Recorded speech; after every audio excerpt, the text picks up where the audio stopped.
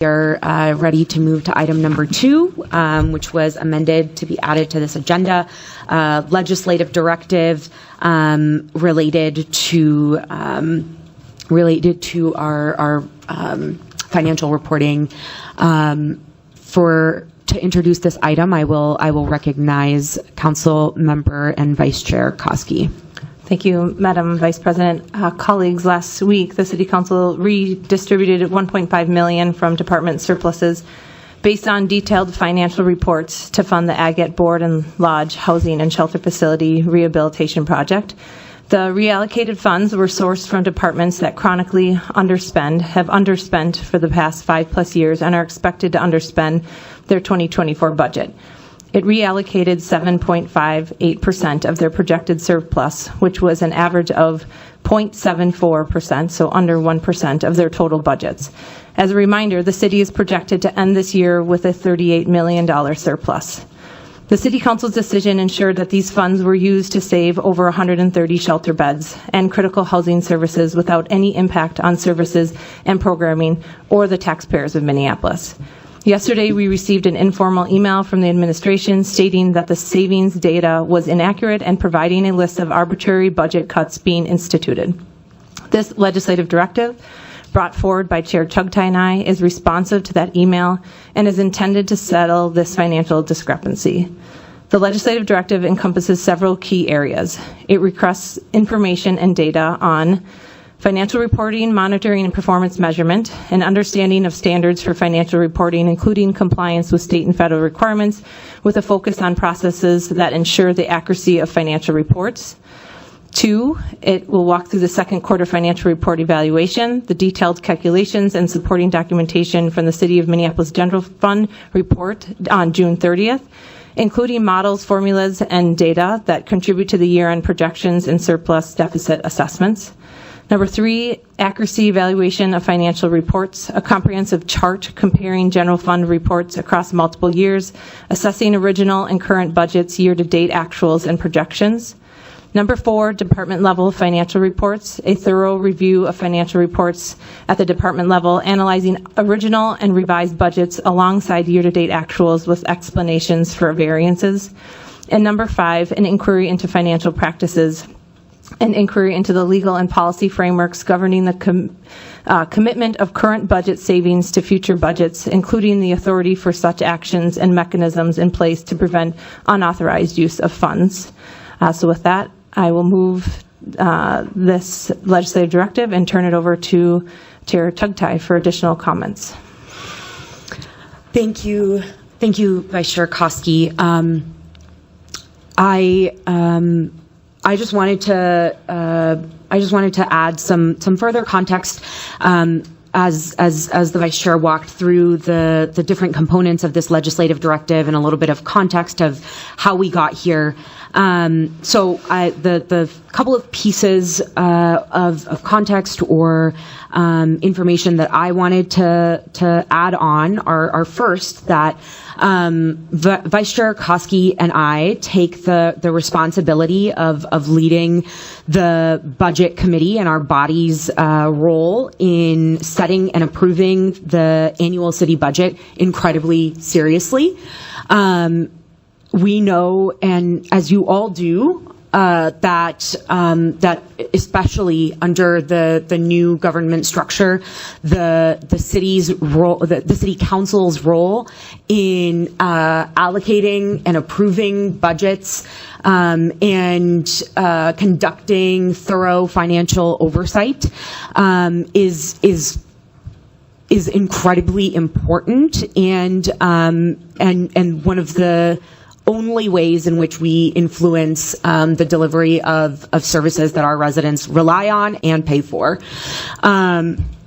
So I say that to help level set that us walking on a legislative directive, consistent with our process and rules here on the council, is indicative of how serious and urgent we believe this matter to be.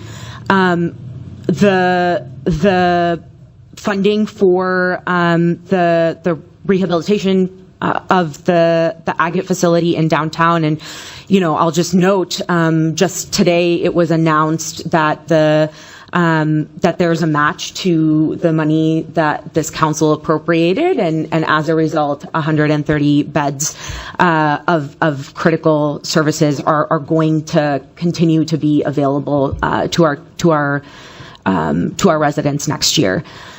The sourcing for that amendment was the result of a lot of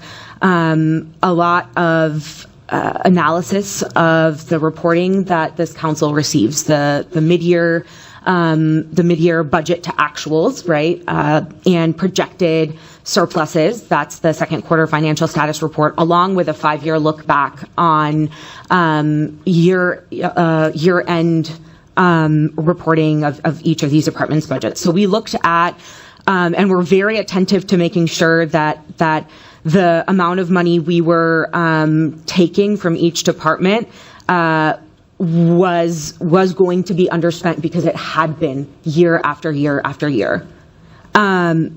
And then when we see, in response to that, the mayor's administration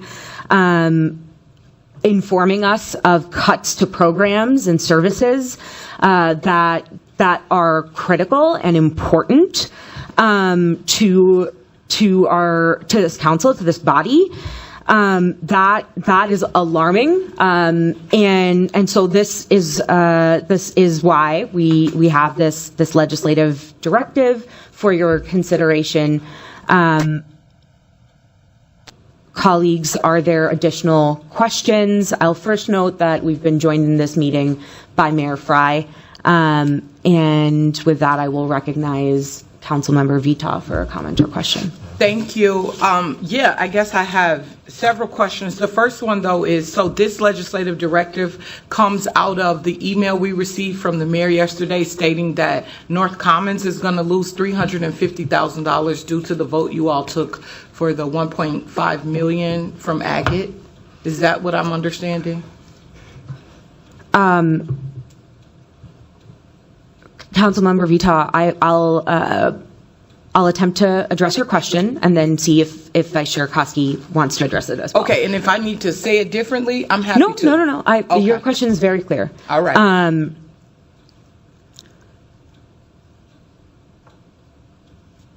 Based on historic spending within departments, so for I think we're getting away from my question, though. If you're starting with based on historic spending, all I'm asking is, yesterday I received an email, we all did, from the mayor saying that North Commons was down $350,000 based on the vote that this council took last week. So is that what this legislative directive is coming from? It's attempting to address the inconsistencies that we are hearing. Okay. So there should not be any cuts to North Commons, and we're seeking to understand why that's happening when there is enough money in the budget. Okay, got it. That's it. Does that answer your question? Of that. Right, I'm there. Second part of this is this legislative directive. This is a lot of information. I'm trying to understand, why didn't we do this? But, I had a big fight with everyone before the vote was taken on Agate, because I felt like 12 hours of decision making was not enough time. So I'm trying to understand, why didn't we go through this before we made the decision to give the $1.5 million? Then we would have known that maybe North Commons was at risk or something else. Now we're doing this on the back end after we received the email saying that North Commons is at risk, and Councilmember Vita has been up all night fielding questions, because that's a very serious matter to underserved North Minneapolis. So why are we doing this now, and what is all of this going to get us that's going to help in future? I mean, this feels like a lot of information that, I don't know what it's going to be helpful at, but maybe you and Councilmember Koski have some other magical way of budgeting, but I don't understand how this is going to help with decision making on this when we didn't need it, when you all made this decision without it before. Councilmember Vita, the reason we're doing this is because the data does not support a need to cut funding for North Commons Park. What This data? the historic spending, current projected surpluses, the money is there. But is it that the money is there, or is And it where there the are money cuts came happening. from? I'm asking, it could be that the money is there, but is it where you took the money from is the issue?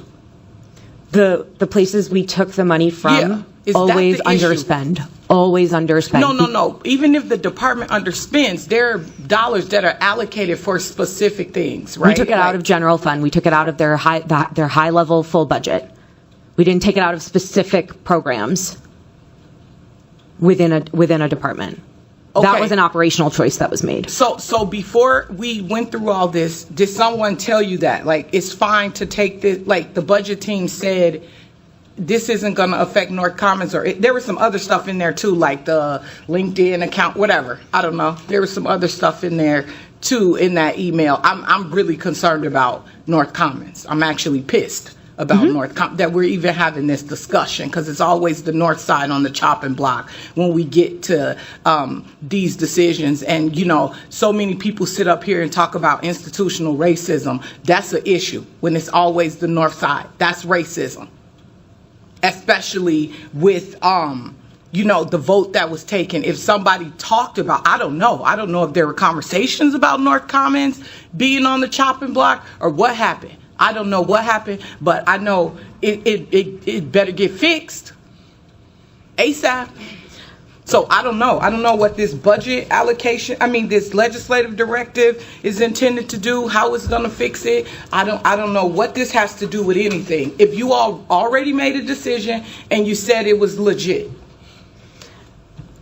Vice Chair Koski, would you like to address? Thank you, Council Vice President. Yeah, happy to address Councilor Vita's question. So the city's quarterly financial reports are how we understand the city and our department's actual spending. They are touted and were told to us in an email that this is our best source of budgetary and fiscal information. And we didn't ask for this information initially because we were under the impression that we could rely on the information that was brought forward to us was accurate and was what we needed to make the best decisions.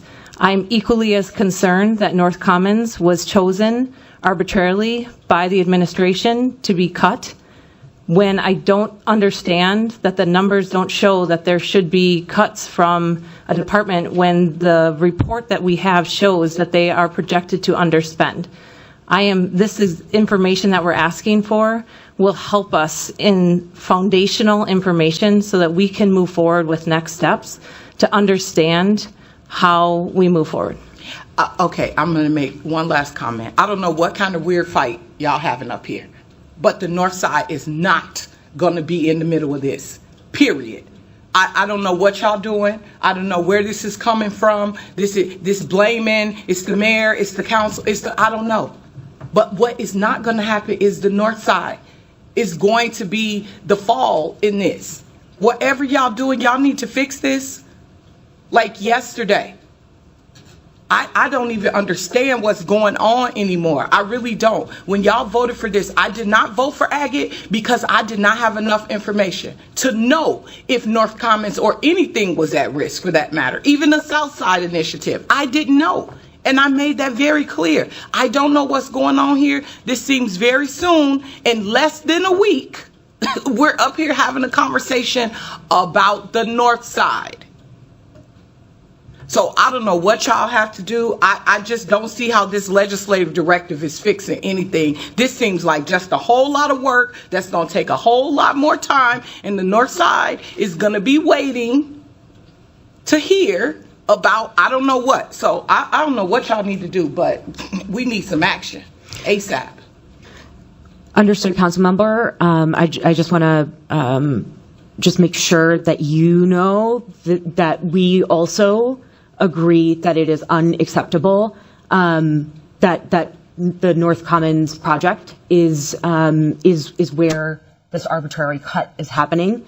That is inconsistent with what this council believes. I know that rehabilitation. what the people who made the decision to use that money in that way believes, because I really don't know. So it's not what I believe. I don't know one way or the other. What I do know is the park board got $3 million from the city, and that got them money further from the state and other agencies based on the money we committed to. They have been told, and I have been told, that $350,000 has been taken away from them. That's fraud. That means they submitted an application that was wrong. If they are down $1, that means they submitted an application with a commitment from the city that is not the correct amount of money. That is fraud.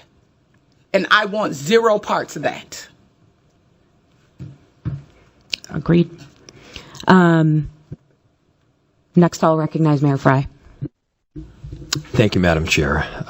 There are several inaccuracies that need to be corrected, and we should just get it straight from the individual's mouth. And so I'd like to call up our budget lead, and Jane DeSenza.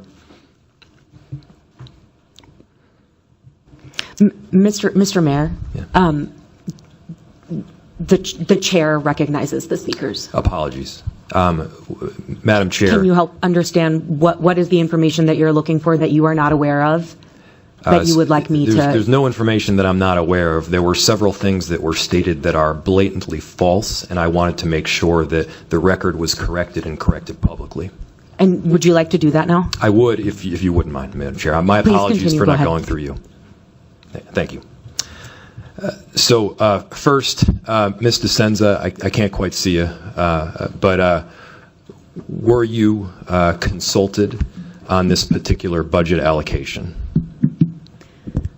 Chair Chugtai, Mayor Fry, on the reductions related to agate? Yes. I was not.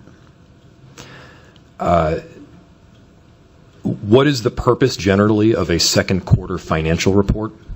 Through the Chair, Mayor Fry, the quarterly financial reports are an important checkpoint throughout the year.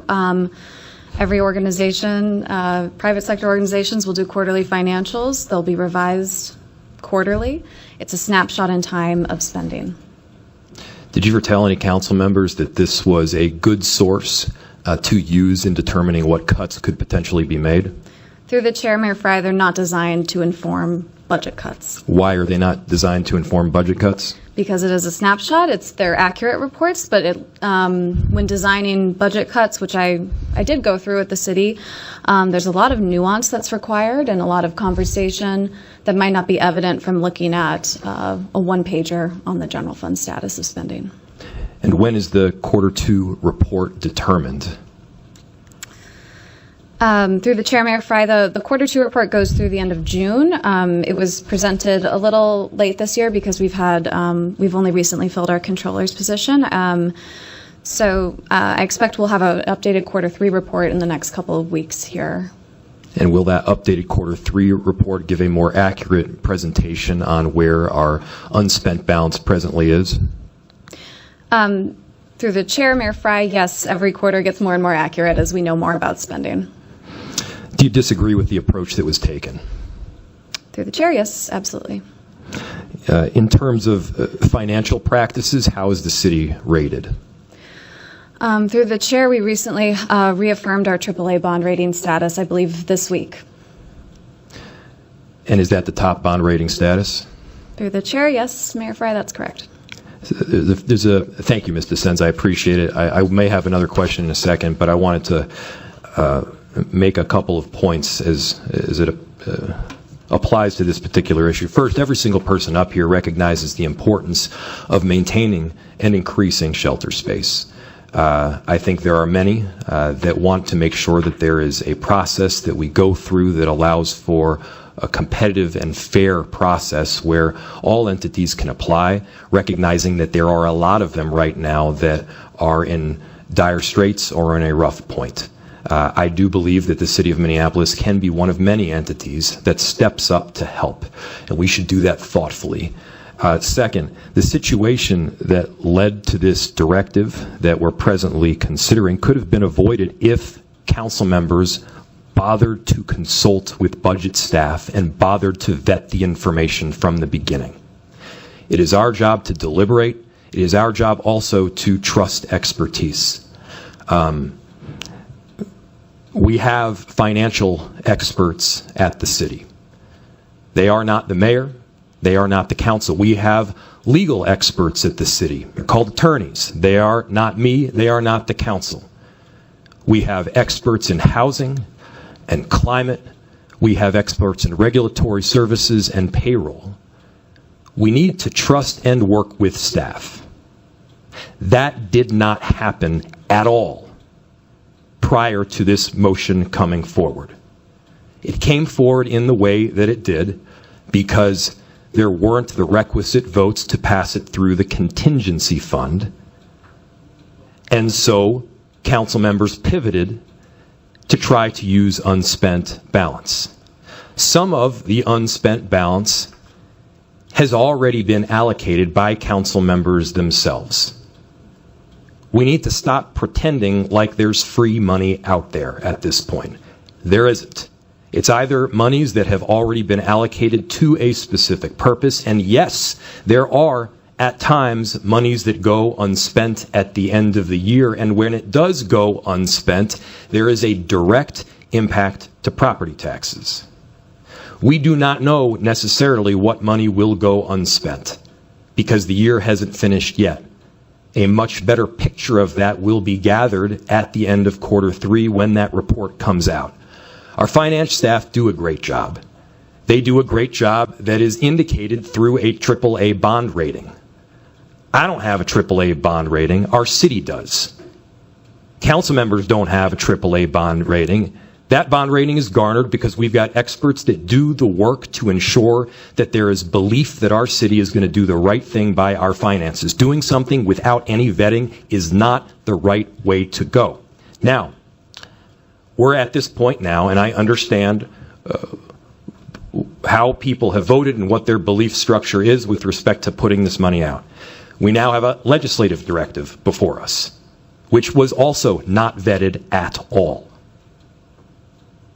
Part of the policy and procedure that you all have voted to support is that legislative directives are vetted by administrative staff prior to coming forward. The agreement is to support the guidelines, is to hold each other accountable, and to do the things that we committed to do. This doesn't do that. So we need to stop pretending that we are experts at the expense of the people that actually are. We need to believe administrative staff when they tell us that there is an extraordinarily large problem with a move that we're making.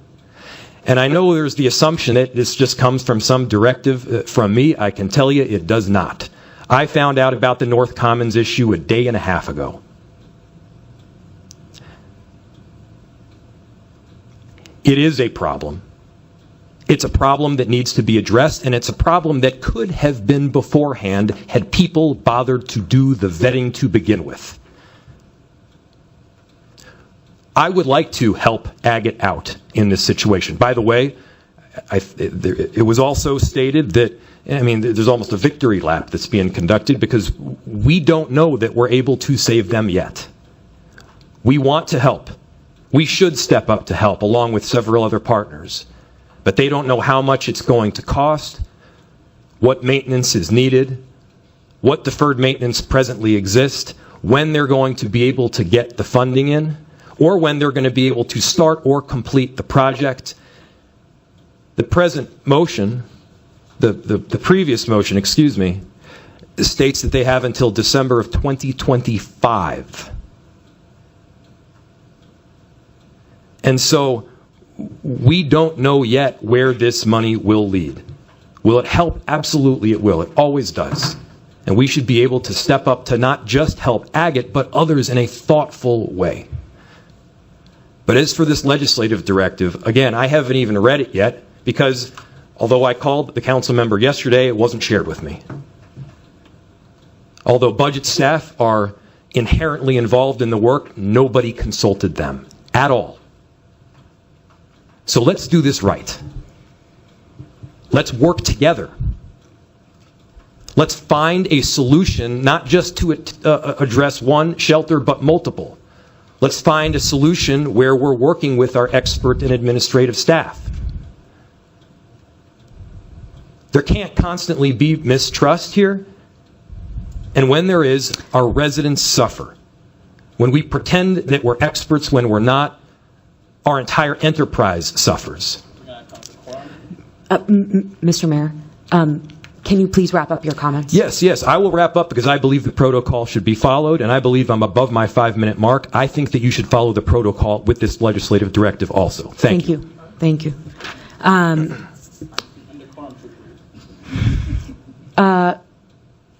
The clerks have informed us that we are potentially going to need to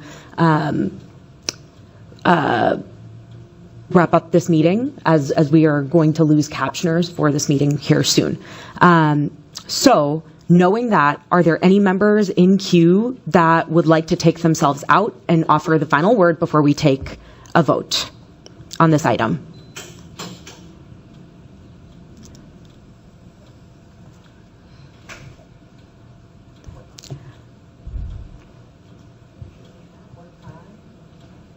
Council Vice President, can you share what time we have to be out? 12:30. Okay. Know that. All right.